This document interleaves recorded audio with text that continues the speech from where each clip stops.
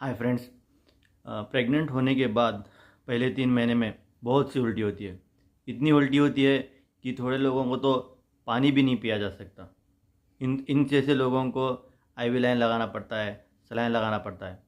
मगर ये जो प्रेगनेंसी में जो उल्टी होती है, इसका इलाज क्या है? हम लोग तो थोड़े बहुत टैबलेट देते हैं, उससे वजह से थोड़े बहुत उल्टी कम हो जाती है, मगर पूरी बंद नहीं हो जाती। ये बात समझ लीजिए, अगर प्रेग्नेंट हुए हैं तो उल्टी होना ज़रूरी है। जैसे हम धूप में जाएंगे, धूप लगेगी, और सर्दी में जाएंगे, सर्दी लगेगी। ऐसे ही प्रेग्नेंट होंगे तो उल्टी होगी।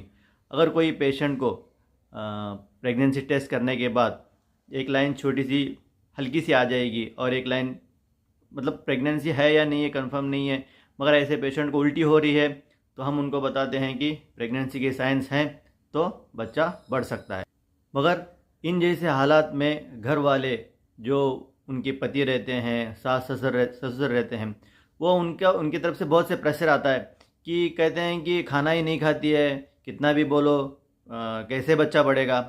मगर बात इसको इनकी भी बात समझ लीजिए कि ये भी खाना खाना चाहते हैं, ये भी इनको बहुत अच्छे अच्छे से खाना खाना चाहते हैं, मगर उनको होता ही नहीं है, उनको तकलीफ़ होती है।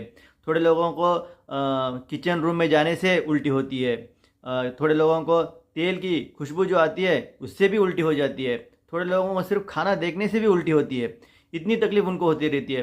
तो इस समय में घर वालों की जिम्मेदारी ये है कि उनको थोड़ा सा समझाइए, मतलब खाना नहीं खाया जा रहा है, एक रोटी नहीं तो आधी रोटी खा लीजिए, थोड़ा सा चावल खा लीजिए, थोड़ा पानी पी लीजिए।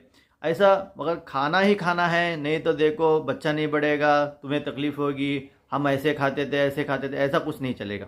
उनको सपोर्ट करना बहुत ज़रूरी है। ये उल्टी वाला पीरियड धीरे धीरे जैसे जैसे तीसरा महीना ख़त्म होता है, वैसे वैसे एडजस्टमेंट होते होते बराबर हो जाता है। मगर इस टाइम में घर वालों की बहुत बड़ी जिम्मेदारी होती है कि उनको मेंटली सपोर्ट कीजिए। Thank you.